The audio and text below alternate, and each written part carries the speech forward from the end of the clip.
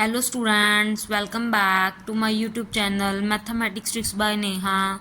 कैसे हैं आप सब बच्चों? आई होप आप सब अच्छे होंगे। I am Neha, your mathematics teacher.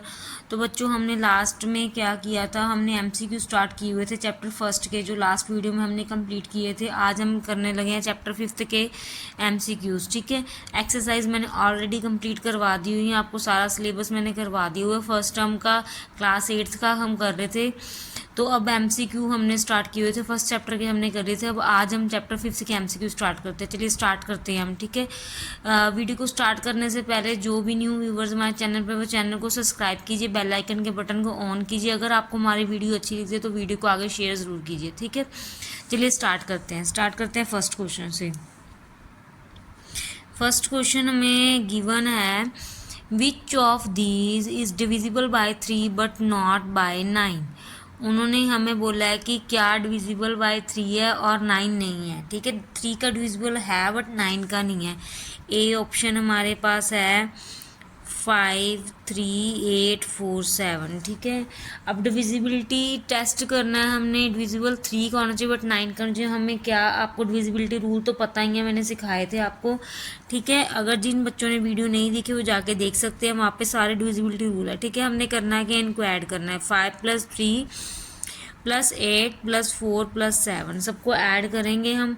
Add करने के बाद हमने देखना है कि ये डिविजिबिलिटी 3 का है और 9 का नहीं है। इसका एडिशन आ गया 27। यस, डिविजिबल बाय 3, ये डिविजिबल है 3 का। ठीक है, एंड यस, ये 9 का भी है।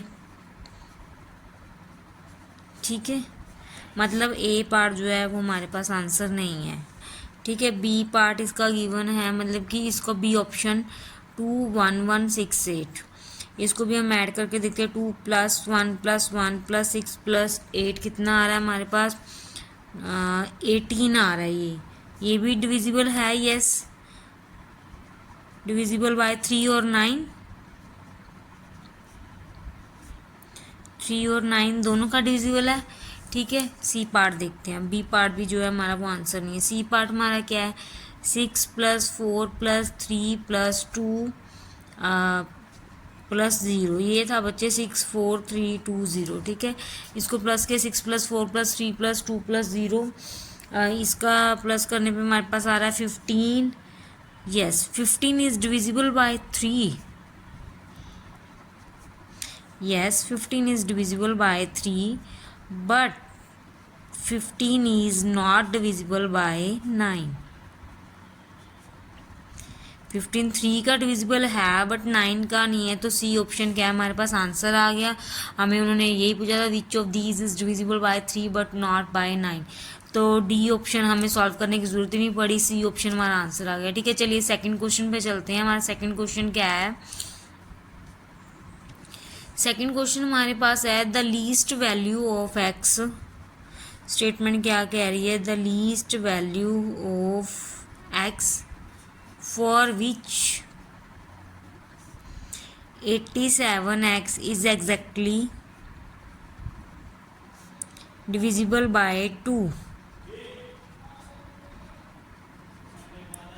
उन्होंने बोला है कि लीस्ट वैल्यू बताओ एक्स की for which 87x is exactly divisible by 2। तो हमें पता है कि डिविजिबल जो 2 पे होगा वो सारे इवन नंबर होंगे। हमें पता है कि जो डिविजिबल लिखेंगे क्या? A number is divisible by 2 if its last digit is even. That means even होना चाहिए लास्ट डिजिट। दैट मीन्स क्या होना चाहिए हमारे पास? 0 2 4 6 और 8 ये नंबर होने चाहिए। मैंने जो लाइन बोली है वो आपको लिखने की ज़रूरत नहीं है, क्योंकि ये तो हम एमसीक्यू सॉल्व कर रहे हैं। अगर क्वेश्चन सॉल्व कर रहे होते तो उसमें लिखना था, अ number is divisible by 2 if its last digit is even. ठीक है, अब हमें मतलब कि ये सॉल्व करना है 87x। दैट मीन्स x जो है हमारा वो लास्ट डिजिट है। लास्ट डिजिट हमारे पास 0 होना चाहिए। ठीक है, तो हमने क्या करना है? x is least digit, we have smallest even number. That means the least value क्या आनी चाहिए? 0 आनी चाहिए। तो 0 आनी चाहिए, तो इसमें 0 हमारा जो है वो डी ऑप्शन पे है। Answer is D. ठीक है, क्लियर है सबको? थर्ड क्वेश्चन हमें गिवन है। इफ 24z इज एग्जैक्टली उन्होंने बोला है 24Z is exactly divisible by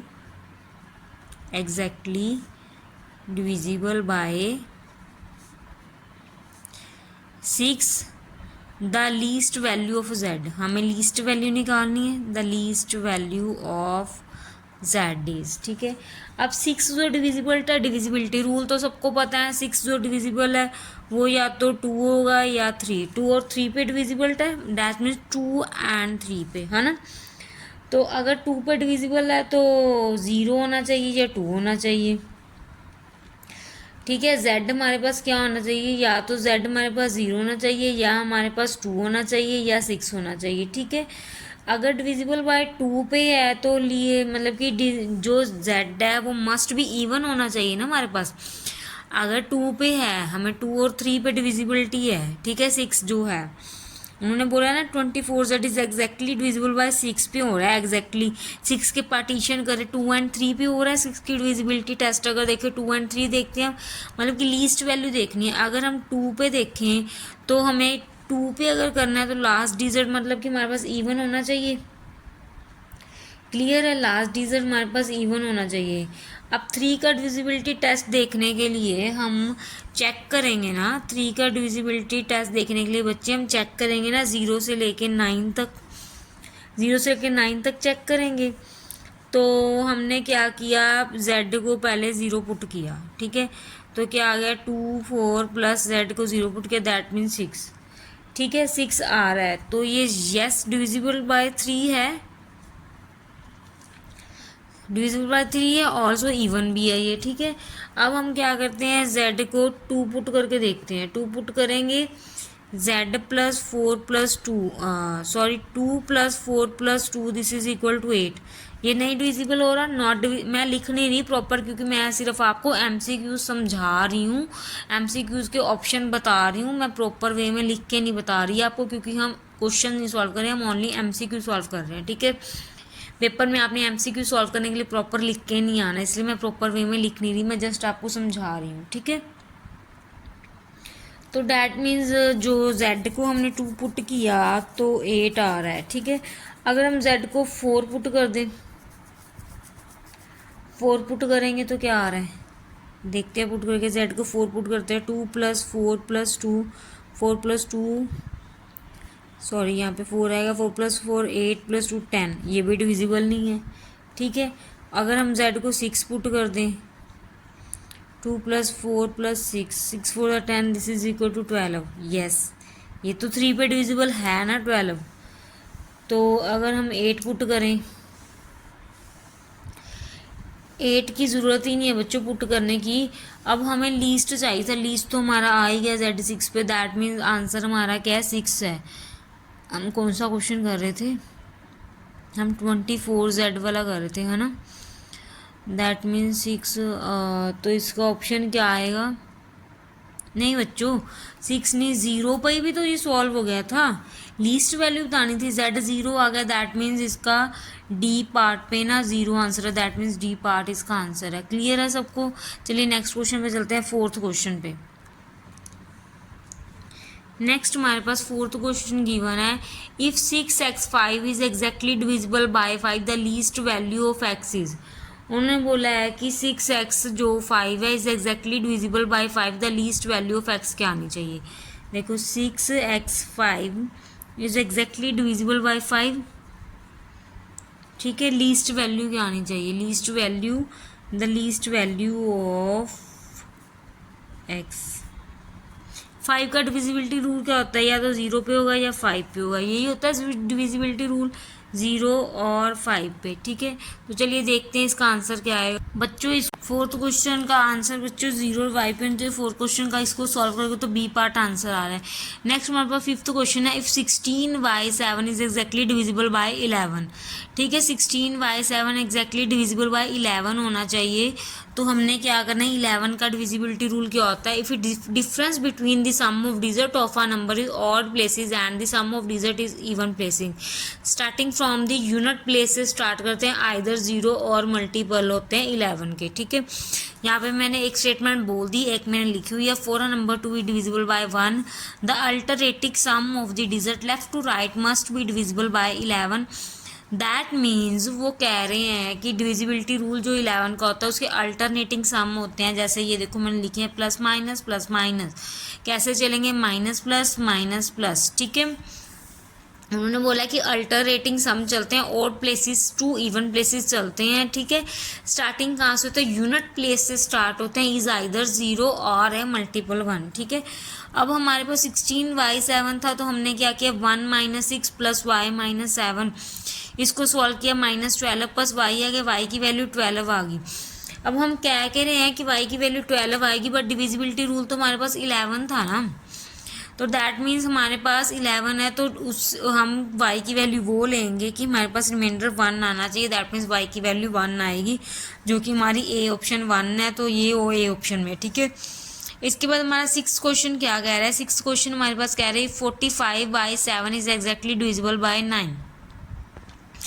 ये देखो बच्चों 45/7, 45 को दैट मीन्स 4 + 5 + y + 7 इसको प्लस करेंगे 16 + y आ जाएगा, 16 + y आएगा। डिविजिबिलिटी रूल 9 का क्या होता है, 0 to 9, दैट मीन्स y को 0 पुट के 16 + 0 = 9, ये डिविजिबल नहीं है 9 पे। y को 1 पुट के 16 + 1 = 17, ये भी डिविजिबल नहीं है। y को 2 पुट किया 16 + 2 this is equal to 18, yes it is divisible by 9।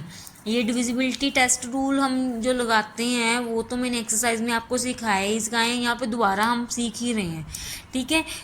It is divisible by 9, तो y2 है, जो y का वैल्यू जो 2 थी, उन्होंने हमसे पूछा था कि 45/7 को exactly divisible by 9 the least value of y, least value y की 2 आ गई, तो हमें y3, y4, y5, y6, y7, y8, y9 क्यों सॉल्व करें, हम अपना टाइम क्यों वेस्ट करें, क्योंकि ये तो MCQs है, उन्होंने लीस्ट वैल्यू पूछी थी, लीस्ट वैल्यू y पे 2 आ गई, दैट मीन्स y अगर 2 आ गया तो a पार्ट हमारा गिवन है, a पार्ट जो है 2 था, ठीक है, तो हमारा a पार्ट आंसर आ गया। क्लियर है सबको। चलो 7th क्वेश्चन पे चलते हैं अब हम। 7th क्वेश्चन की स्टेटमेंट क्या कह रही है बच्चों, 7th क्वेश्चन की स्टेटमेंट कह रही है 7xy4 is exactly divisible by 3 the least value of x + y की निकालनी है। Least value x + y is, ठीक है, ए ऑप्शन है 9, बी ऑप्शन है 1, सी ऑप्शन है 0, डी ऑप्शन है -7। हमने क्या करना है, 7xy4 की निकालनी है, तो हम क्या करेंगे, हम करेंगे 7 + x + y + 4, ये क्या आ रहा है हमारे पास, 11 + x + y आ रहा है, दैट मीन्स हमारे पास x + y की वैल्यू क्या आ रही है, -11 आ रही है, ये वैल्यू आ रही है। अब हम x और y की क्या वैल्यू लें कि हमारे पास डिविजिबल बाय 3 आ जाए, दैट मीन्स अगर हम x + y की वैल्यू 0 ले लें तो आ जाएगा, अगर हम x की वैल्यू 0 ले लें तो हमारे पास आ जाएगा क्या आंसर, नहीं आएगा ना। अगर x और y दोनों 0 तो भी तो -11 आ जाएगा। अगर हम एक की वैल्यू 0 ले लें, एक की वैल्यू 1 ले लें, अगर हम सपोज करो x 1 ले लें, y 0, this is equal to -11, तो हमारे पास क्या आ रहा है, 0 is equal to -11 - 1 this is equal to 12। ये डिविजिबल है 3 पे है ना डिविजिबल, तो हम क्या ले रहे हैं, हमने 1 ली है ना वैल्यू, तो हमारा आंसर क्या आ जाएगा, आंसर हमारा क्या आएगा, बी ऑप्शन हमारा 1 आ जाएगा, ठीक है। क्लियर है सबको। चलिए नेक्स्ट क्वेश्चन पे चलते हैं। नेक्स्ट क्वेश्चन हमारे पास 8th क्वेश्चन गिवन है। 8th क्वेश्चन भी बिल्कुल ऐसा ही सेम है बच्चों। 8th क्वेश्चन में उन्होंने बोला x8 y 1 z is divisible by 9 the least value of x + y + z is. 8th question में हम क्या करेंगे, x8 y 1 z ये वैल्यू दी है, उन्होंने बोला डिविजिबल बाय 9, मतलब कि डिविजिबल बाय 9, तो लीस्ट वैल्यू क्या है हमारे पास, लीस्ट वैल्यू किसकी निकालनी है, x + y + z की। पहले तो हम इसको ऐड करेंगे, x + 8 + y + 1 + z, इसको अगर हम ऐड करते हैं तो हमारे पास क्या बनता है, x + y + z + 9 बन रहा है। दैट मीन्स अगर हम इसको उधर भी शिफ्ट कर दें तो 9 - 9 0 आ जाएगा। बच्चों देखो अब इसमें पॉसिबिलिटीज़ बन रही है, तो x + y + z is equal to -9 अगर बना दे, ठीक है। तो हम क्या करेंगे, अब इसमें डिविजिबिलिटी रूल क्या है, 9 का है, दैट मीन्स 0 से लेकर 9 तक पुट करेंगे। अगर हम तीनों को 0 पुट कर देते हैं, x भी 0 ले लेते हैं, y भी 0 ले लेते हैं, z भी 0, तीनों को 0 ले लेते हैं अगर हम, तो 0 + 0 + 0 this is equal to 9, 0 is equal to मतलब कि 0 + 9 तो 9 आ रहा है, चाहे इक्वल में मत ही रखो, ठीक है, ऐसे ही रख लो, ठीक है, 9 आ रहा है। 9 डिविजिबल तो है यस का। तो अब ऊपर यहाँ पे अगर वैल्यू बना के रखें हम 0 a + 8 + 0 + 1 + 0, तो क्या आ रहा है 0 प्लस, ये हमारे पास बन रहा है 8 + 9, ठीक है, ये हमारे पास ऐसे बन रहा है, मतलब कि ये 9 बन रहा है। डिविजिबल है यस, डिविजिबल तो है, बट हमेशा हम इसको इनवैलिड ही मानेंगे, क्योंकि ये देखो हमने क्या किया, 0 8 0 1 0, ये वैल्यू बन गई ना हमारे पास, ये थी ना x 8 y 1 z, ये वैल्यू थी ना हमारे पास। तो हमने x की जगह 0 पुट किया, 8 y की जगह 0 पुट किया, 1 और z की जगह 0 पुट किया। तो अगर हमारे पास 0, तो अगर हमारे पास फर्स्ट वैल्यू 0 आ गई, दैट मीन्स हमेशा इसको हम इनवैलिड मानेंगे, क्योंकि अगर कोई भी आप अजम्पशन इसमें लोगे, अब क्योंकि स्टार्टिंग वैल्यू 0 आ गई, तो मतलब कि हम ये 0 0 नहीं ले सकते, इसको हम रॉन्ग कर देंगे। तो अजम्पशन आप कुछ भी ले सकते हो, x 0 लो, y 0 लो, z को 9 ले लो, x को 2 ले लो, y को 1 ले लो, z को 3 ले लो, x को 3 ले लो, y को 2 ले लो, z को 4 ले लो। कुछ भी अजम्पशन लोगे तो सबसे छोटा अजम्पशन जो है हमारा वो यही आ रहा है, सबसे छोटा 2 को ले 0 लेके 1 को 9 ले लेंगे। तो इसमें हमारा आंसर क्या आएगा, 9 ही आंसर आएगा, जो ए पार्ट है वो हमारा सही है, ठीक है, गिवन है। क्लियर है सबको? चलिए नेक्स्ट क्वेश्चन चलते हैं, 9th क्वेश्चन पे। 9th क्वेश्चन हमारा क्या कह रहा है, चलिए उस पर चलते हैं। अब 9th क्वेश्चन की जो स्टेटमेंट है वो कह रही है the remainder when 9 8 1 5 4 7 is divisible by 6। Remainder क्या आना चाहिए, ठीक है, दैट मीन्स इसको अगर 6 है तो 2 और अगर 6 है दैट मीन्स 2 और 3 से डिविजिबल होने चाहिए, 2 और 3 इज डिविजिबल। 6 का डिविजिबिलिटी टेस्ट 2 और 3 है, तो मैं बोला गया उन्होंने कि 9 8 1 5 4 7 is divisible by 6, that means इसको हम अगर इससे डिवाइड कर दे, अगर आप डिवाइड करके देखोगे तो हमारे पास क्या आता है 16359 पॉइंट अप्रॉक्सीमेटली आ रहा है, ठीक है। तो मतलब कि अगर हम 6 को 163591 से मल्टीप्लाई कर दें तो 981546 आता है, ये था, ये हमें गिवन था। 981547 माइनस 981546 अगर माइनस कर दे तो 1 आ रहा है, उन्होंने रिमाइंडर ही तो पूछा था हमसे, तो रिमाइंडर हमारे पास 1 आ गया। उन्होंने बोला था इसको डिवाइड करने में रिमाइंडर क्या आना चाहिए, 1 आना चाहिए, रिमाइंडर 1 आ गया। बी पार्ट हमारा ऑप्शन आ गया, बी पार्ट में 1 आ रहा है, दैट मीन्स बी पार्ट हमारा ऑप्शन। नेक्स्ट हमारे पास 10th question, last question given है, when the sum of 87 and 78 is divisible by 11 the quotient is, ठीक है। अब हमने बोला सम 87 और 75 8 का, इनका सम करेंगे तो हमारे पास क्या आ रहा है, 165 आ रहा है। तो 165 को अगर डिवाइड करते हैं हम, ये देखो 165 को 11 से डिवाइड करते हैं, 11 1 ज़ा 11 5 11 5 ज़ा 15, 165 divided by 11 this is equal to 15। उन्होंने ये बोला था व्हेन दी सम ऑफ 11 को डिवाइड करोगे, इन दोनों का सम करके 11 को डिवाइड करोगे तो आपके पास क्वेश्चन क्या आना चाहिए, क्वेश्चन हमारे पास क्या आ रहा है, 15 आ रहा है, जो कि हमारे बुक में सी पार्ट पे 15 गिवन है, दैट मीन्स हमारा जो है सी पार्ट इसका आंसर आ गया, ठीक है। क्लियर है बच्चों? यहाँ पे हमारे 5th चैप्टर के MCQs क्लियर होते हैं। नेक्स्ट लेक्चर में हम नेक्स्ट चैप्टर के MCQs लेके आएंगे। आपके 6 चैप्टर टोटल हैं सिलेबस में, 2 चैप्टर के MCQs हो गए, 4 चैप्टर के रह गए, वो नेक्स्ट लेक्चर में हम नेक्स्ट चैप्टर के MCQs लेके आएंगे। और बच्चों अगर आपको हमारी वीडियो अच्छी लगती है तो चैनल को सब्सक्राइब कीजिए, लाइक कीजिए और शेयर ज़रूर कीजिए वीडियो को, और बेल आइकन के बटन को ऑन कीजिए। Thank you so much.